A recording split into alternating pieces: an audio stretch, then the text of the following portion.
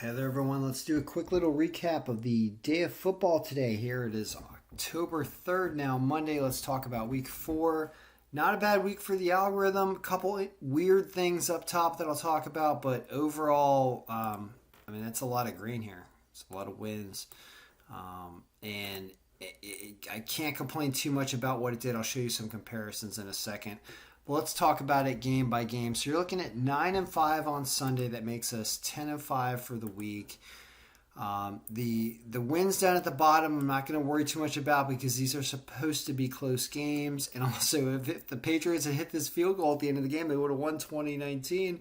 Would have been right along alignment there. Carolina loses to Dallas. That's okay. Tennessee loses an overtime game to the Jets. I mean, it's the Jets. What are you going to do? Saints, I watched the highlights to figure out. I guess Saquon Barkley is back for the Giants, and they broke apart the Saints defense at the end of the game to come back down 11 points with 8 minutes left. Couldn't believe it, and then win in overtime, so that is sad. Nobody had that. And then Minnesota. So what on earth happened? Why was Minnesota at the top of this list? Why, and what happened in this game? The answer is, I don't know. I haven't watched the highlights yet. Somebody who's a Viking fan, tell me, if you're a Vikings fan, tell me how on earth in it's a dome up there in Minnesota at home, they only put up 7 points. This game was like 11-7. It was like, what happened? Just what happened? I don't understand. I know that they put up 30 points against Seattle at home in the other home game that they had. So none of this makes any sense, but that's a loss. I mean, were there some refs calling back plays or something? Tell me what happened. I'll watch the highlights and I'll let you know for tomorrow's video, I guess. But that sucks. So other than that, really great stuff with a lot of other things. Indianapolis winning. Buffalo crushing it. Arizona beating the Rams as an underdog at 184. Seattle beating the Niners as an underdog at 130. And notice how we have these teams up top. Up top. I mean, look at... We win, with the algorithm, just winning wins 9 of the top 12. I mean, I know it also only wins 1 of the top 3. You can say that as well. I just think that this Vikings getting up here is an artifact of just not enough stats yet. And the one home game that they had was against Seattle, and they managed to, I guess, win that game, right? 30 to something. What happened in that game? I don't know. We'll look at that later. Point is, it was a reasonable week. We'll try to clean this up with further stats. Saints is just a shame losing this game. Tennessee just a shame losing to the Jets. And then down here you have some games that were way down at the bottom anyway. So pretty good stuff. Pretty good stuff. I'm happy with a lot of what the algorithm did today. Now, should we talk? Yeah, here are the other comparisons I want to make actually. So you're looking at this in order, and the order is descending by projected margin of victory right here. And that's why you get this really good, pretty good looking, lots of green wins up top. Well, it wouldn't look like this if you look at it in different ways. For example, let's remove this filter for a second. And let's sort this by descending by win score percentage. Not nearly as good. Look at win score percentage losing 5 of the top 7 games. And what's interesting is that win score percentage oftentimes is similar. This should not be minus 17.5. This should be minus something else, minus 11.25. Sorry, that's wrong. I'll fix that real quick. This is supposed to be minus 11.25. I think is what they were. So let's go back and rechange that. So you can see that it really didn't do well by win score. It did better by projected score, which is why I programmed this for projected score, and I sort it in that order for everyone because I know that from doing this for years. So it's interesting to look at this. How did this thing do by win strength? You can filter by win strength greater than 0, win score greater than 0. And you see that it only went 7-7 by win strength number, right? Like you end up having New Orleans lose this game, Tennessee lose this game, Buffalo wins, Chicago wins, but Denver loses this game, Carolina loses, Minnesota loses. So win score was not a good determinant yet because we're still too early in the season. All right, so we know that was bad. How about something else? How about we sort this by money line ascending? Money line ascending is going to show Vegas's best favorites of the day.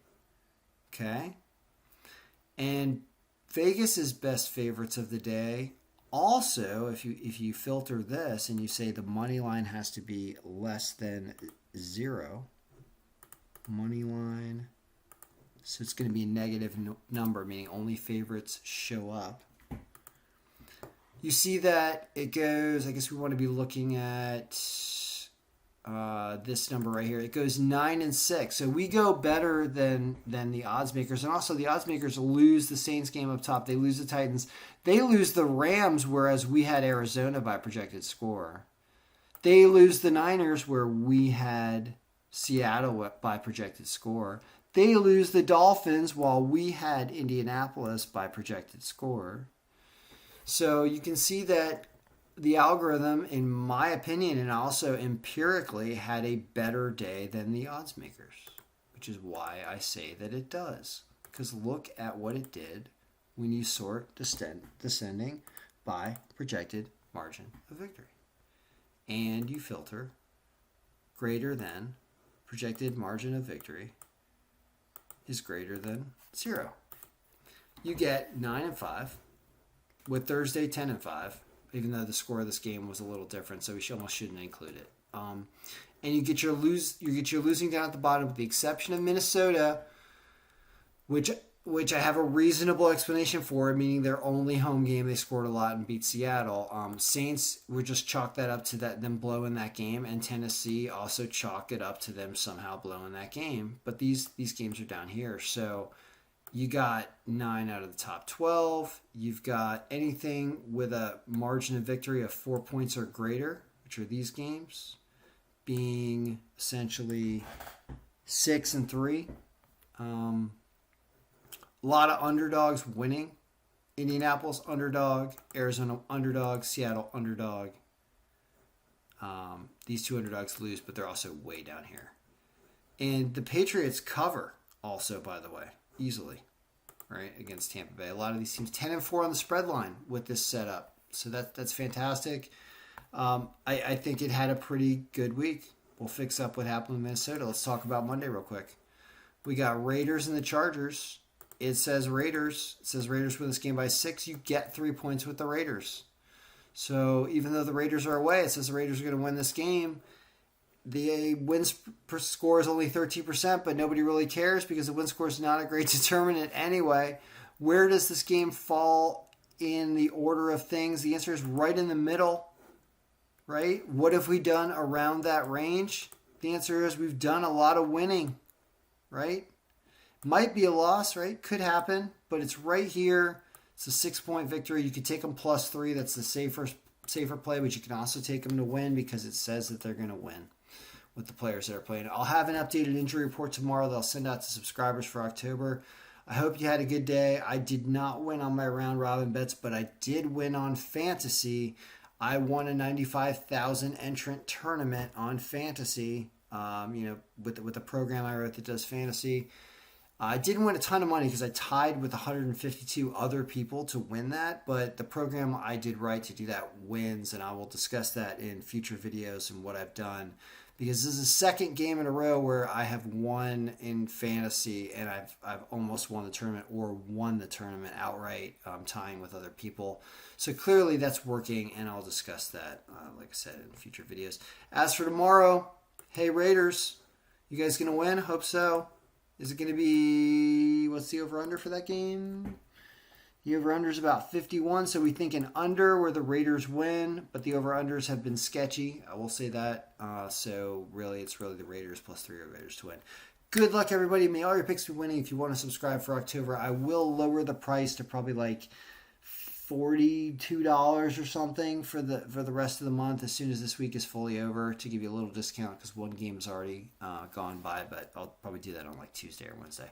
All right, good luck everyone. May your picks be winning and may the Raiders be winning on Monday night.